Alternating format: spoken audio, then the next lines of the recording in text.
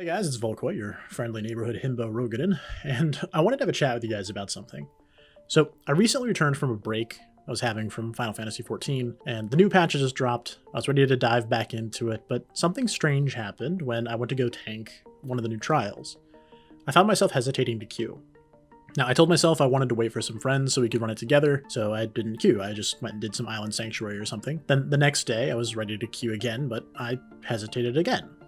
Now, none of my friends were online at the time, no one had expressed any interest in wanting to do the trial, so I started to tell myself I wanted to wait, that it might be more fun if I had a group, but that wasn't really true, because I didn't want to wait, I wanted to play the game. So I considered swapping over to Reaper or Summoner, just some other job I have at the appropriate level, and then suddenly the prospect of the trial was a lot less intimidating. And that was interesting to me, so I thought about it for a bit. What was really happening here is that I wasn't being honest with myself. I was hesitating because I didn't want to queue in and tank something that I was unfamiliar with. I was afraid. I had tank anxiety. And I couldn't help but laugh because here I am, a tank main with close to 4,000 hours in 14, with all of my tanks level capped and just about as geared as I can get them without running savage raids, and I'm anxious to do something that I've done literally hundreds, if not thousands of times. There's at this point some ancient wisdom, the mantra of countless tanks passed down from generation to generation surfaced to my mind, so I queued up the trial, me and my party, we cleared it blind on the first pull. It was a lot of fun. The mantra that helped me overcome my fear? Fuck it, we ball. Alright, so what is tank anxiety, or tanxiety as it's often called within the community? Well, it's the fear of tanking content, especially when you're unfamiliar with that content. Now, this discomfort happens for a lot of reasons, but upon reflection and asking some of my free company members, I think there are a few main causes. The first is that when you tank a dungeon or a raid or anything really, it's kind of generally accepted that the tank is the leader of the party. After all, you're the first person to engage a pack of mobs or to initiate a boss fight. In most circumstances, people are quite literally following you. And I think that for a lot of people, they're uncomfortable with the responsibility or expectations that come with that assumption.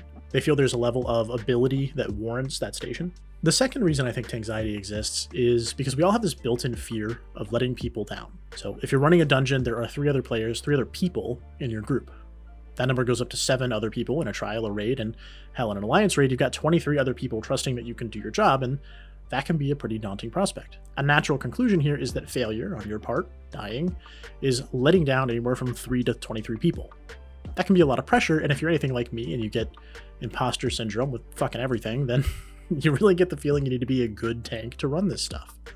So I wanted to make a little video just talking about these beliefs, because I want to unpack them real quick because I've got some issues with them. Primarily, I think that they are limiting beliefs, which is to say that they're beliefs that tell us we can't do something or justify why we're unable to do something. In the case of the first example, the belief there is basically, I'm not good enough to lead others, or some variation of that. The essence of the second example is essentially, I'm not skilled enough and the consequences of failure are too high.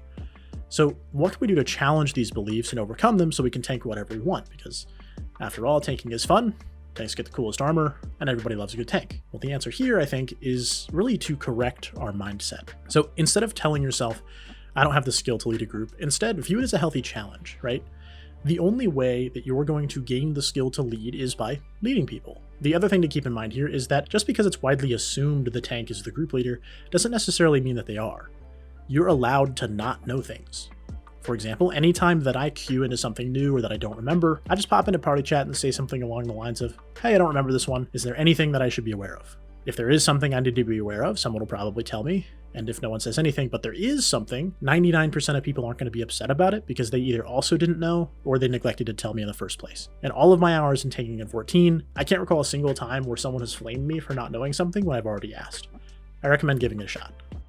Alright, belief number 2 was I'm not skilled enough and the consequences of failure are too high. Now, I like talking about this one because once you learn to deal with it, the sky's the limit. This one has 2 parts. First is I'm not skilled enough, and then the consequences of failure being too high. For the skill issue part, just like the leadership one, the only way to gain the skill is to do the thing, Skyrim style. If you're trying, people aren't going to be upset with you. And if they do, they're probably a dick anyway, so fuck them. But in my experience, the vast majority of people are going to be pretty chill. The big thing here is to analyze the way that you view your tank when you're not tanking. Chances are, as long as your tank isn't a bad tank, you're probably pretty content. So the bar isn't that you have to be a good tank, it's really just that you need to not be a bad tank. So once you get the basics down is like the easiest thing in the world. Like playing tanks in normal content is, in my opinion, playing on easy mode. I say this as a tank main. I almost never play anything else, but it's what it is. All right, part 2. The consequences of failure are too high. This one can be a little trickier to navigate because you've got to reframe the way that you view failure. So for this one, let's put ourselves in a situation. You're tanking a boss fight, you stood in something you shouldn't have, you died, and the party wiped. In this scenario, as a tank, you died, which is the main thing you're not supposed to let happen. As a result, the rest of your party died too. The other thing that you're not supposed to let happen, right? So ask yourself, in this scenario, did you fail as a tank? The answer here is yes. But now, let's think about the tangible results that failure had on you and your party. So, first thing you might think of is your gear takes some damage. Okay, repairing gear costs an insignificant amount of gil. Clearing the dungeon will almost certainly give you enough to cover the fee, so not a big deal there. Next up, you went back to a checkpoint. You got to run a little bit to get back to the boss. Maybe a minute or like 2 tops was added to your run total. All right, fine. Again, not a huge deal. The last thing that should have happened was that you learned not to stand in the mechanic that killed you. Now, personally, I'd call that a victory. If you don't know why you died, just ask in party chat and someone will probably be able to tell you. Maybe it wasn't even your fault, right? So you run the fight again, you don't get clapped by the Thunderbolt 9000 or whatever it was, and you clear the dungeon. Just like before, this is an area that I've never really had anybody come at me for asking why I failed. I think the prevailing mindset here is that most players would rather you ask than mess it up again. Now, the reason that I've spelled all of this out and we have this little thought exercise is to illustrate that dying, wiping, is really not a big deal in the grand scheme of things. It happens to literally everyone. It's just part of playing an MMO. So with this in perspective, when we revisit the concept that you're not skilled enough and the consequences of failure are too high, what we really see is that, well, the skill bar is a lot lower than we thought, and the consequences are really almost negligible. So failure isn't really a failure, it's a learning opportunity that makes you a better player. This mindset also extends outside of video games and into your everyday life, but it's okay. I'm here to talk about Final Fantasy. I'm not going to get all philosophical on you.